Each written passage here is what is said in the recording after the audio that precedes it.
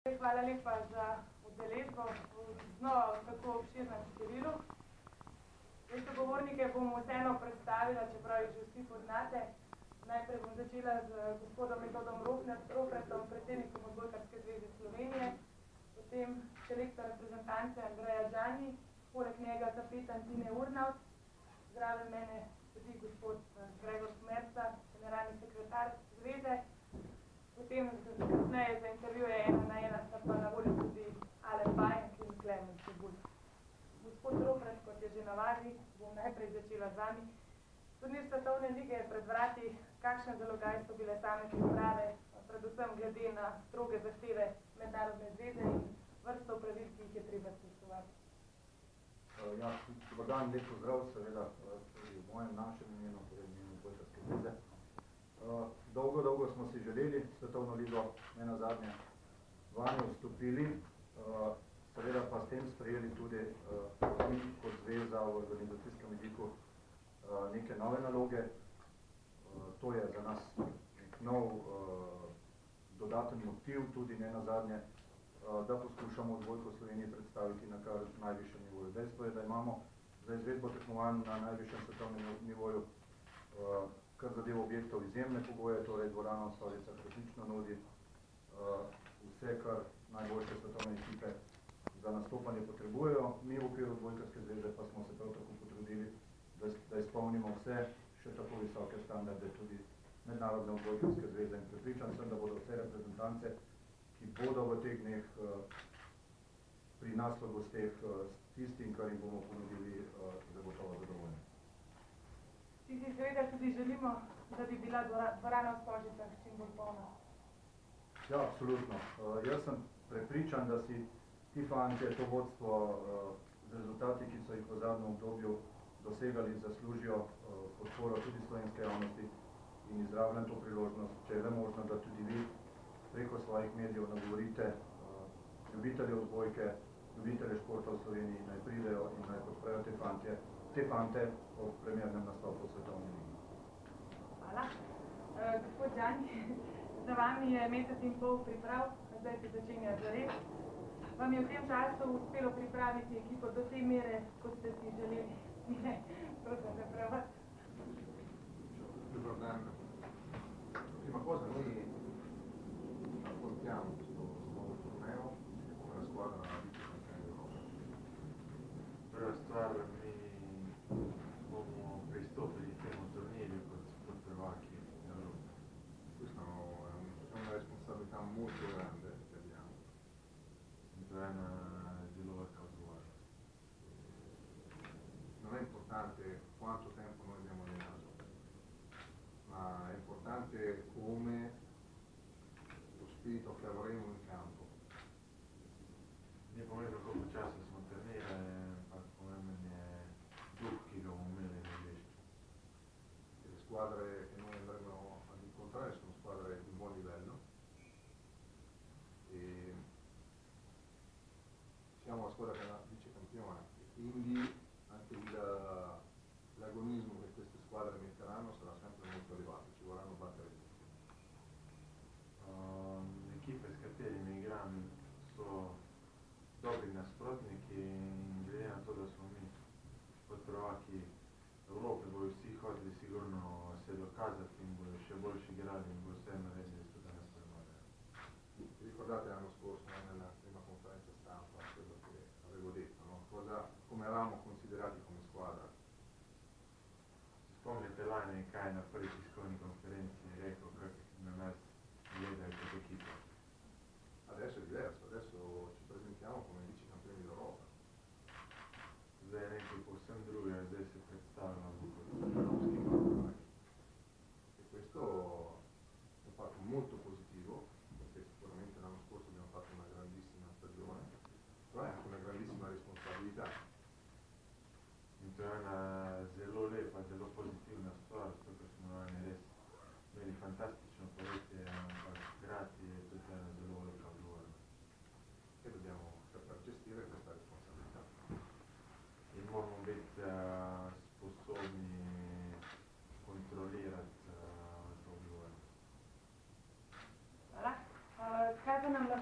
o samih nasprotnikih, Katar, Tunizija, Venezuela.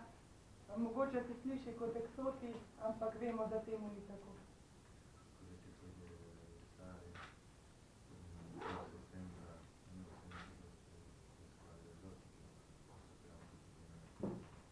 Tanto il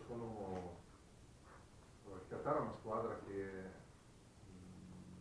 l'anno scorso nel torneo asiatico ha battuto l'Australia, una squadra che ha fatto un grande torneo, una grande stagione l'anno scorso, e quindi è una squadra che sa giocare a pallavolo. In più secondo me adesso ha un allenatore di altissimo livello, quindi una squadra che ci metterà sicuramente in difficoltà.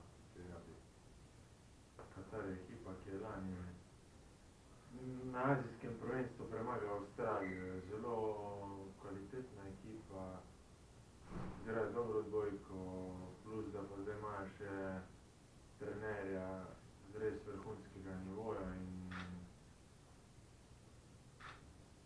zna biti, da je pripričan, da bojo povzročali težave na 5-5.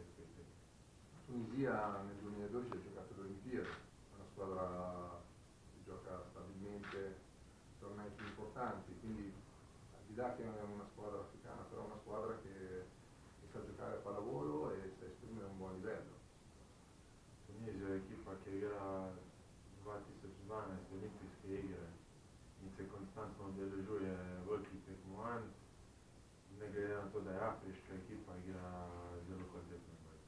Venezuela è una squadra che ha un grande potenziale fisico, è una squadra che nell'ultima qualificazione per le Olimpiadi, il torneo sudamericano che ha perso in finale contro l'Argentina 3-2, è una squadra che gioca una buona pallavolo ed è, come dicevo prima, una squadra fisica, quindi una squadra che devi battere giocando meglio di loro, con qualità. Venezuela je pa zelo fizična ekipa, katero je treba premagati z dobro igro, z boljšo igro, kot jo prikažejo oni. Lani so v kvalifikacijah za olimpijske igre v Riu v finalu Južne Amerike izgubili proti Argentini 3-2 in se tudi konstantno udeležujejo največjih tekmovanj, tako da so tudi zelo kvalitetne ekipe. Poi noi rispettiamo queste squadre, però noi vogliamo dimostrare che il risultato della scorsa stagione non è un risultato casuale, ma è un risultato frutto del potenziale che abbiamo, è un risultato frutto della qualità che abbiamo espresso e che vogliamo esprimere. Mi spoštujemo vse nasprotnike in hočemo dokazati, da tisto, kar smo lani dosegli, ni bil samo slučaj, ampak je cilj, je delo, je rezultat tega pač potencijala ekipe in načina dela in to hočemo še nadaljevati in se dokazovati. Hvala. Tine, zdaj smo se malo namučili. Vseeno prejšnjikrat ste dejali, da na nastop v Svetovni ligi čakate že 10 let, zdaj je treba počakati samo še 3 dni. Se vročitev vseeno že kaj stopnjuje ali ste ostali povsem mirni? Tako sem že velikokrat povedal, najvažno je tisto, kar se dogaja na naši strani. S kakršnemkoli nasprotnikom igramo, če bomo mi igrali dovolj kvalitetno, da lahko premagamo. Tako da straha ni, nervoze ni, maksimalno se skoncentriramo, da še iz zadnjih treningov izvlečemo vse, da se čim bolj pripravimo na nasprotnike in potem gremo uživati na igrišče. Hvala. Zdaj krajši. Gospod Skomerca, kot smo že dejali, tekmovanja pod okriljem FIVB zaznamujejo zelo stroga pravila. Morda, če lahko predstavnikom medijev nekoliko pojasnite, kakšen bo režim v dvorani, vse, kar se tiče medijskih aktivnosti. Lep pozdrav. Kar se tiče medijev, bo nekako potekalo generalno, kot je bil že doslej nek sistem. Skratka, parkingi so omogočeni v garaži številka 4, uporablja se pres vhod, tam boste dvignili akreditacijo in s tem odšli v dvorano. Za fotografe dodatno boste dobili še pač te jopiče. Nekako v sami dvorani bo za fotografe gibanje nekoliko omejeno, pač uporablja se bo po sistemu črke L za serverskim mestom in pa ob celi dolžini igrišča in pa seveda tribune, tukaj, kjer so pa postavljeni te klopi za rezervne igralce, zapisnikarska miza in pa statistiki pa pač dostop ne bo možen. Novinarji boste sedeli za zapisnikarsko mizo, fotografom pa je omogočeno za serverjem, se pravi, tam bodo postavljene mize in pa stoli.